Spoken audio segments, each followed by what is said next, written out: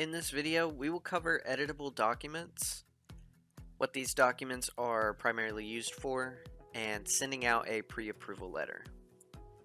Start by navigating to Settings in the top gradient navigation bar, then click the drop-down labeled Templates and Resources to find the Editable Documents settings page. Editable documents are a way to send semi-templated letters and documents that you're able to edit within the workflow on the fly before sending to customers. The templates created here will auto-populate in the contacts workflow, and users will be able to add and edit the template similar to using a Word document. To add a new document, click the green Add button at the top of the page, or edit an existing document by clicking Choose and Edit.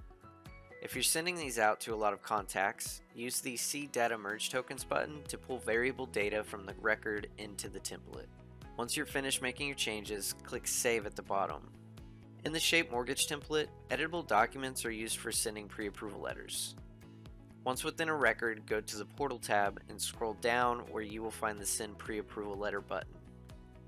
A pop-up will appear where you will fill in the information, then choose your template to send out to the customer where you can preview and send.